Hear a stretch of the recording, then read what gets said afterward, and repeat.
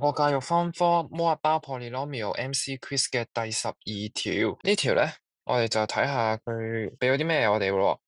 佢話 Let Px be a polynomial 啦，when Px is divided by 3x 減2，the remainder is R。咁即係意思話咧，P 嘅三分之二啦，P 開弧嘅三分之二咧就係等於 R 啦。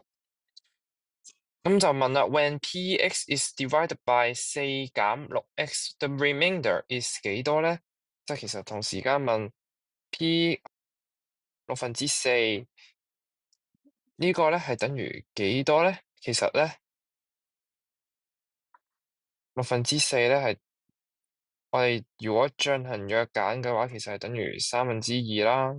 咁即係顧名思義啦，P 嘅2/3其實亦都係等於 P 嘅4/6，亦都係等於 remainder 應該係等於 R 嘅，所以答案就應該係 C 啦。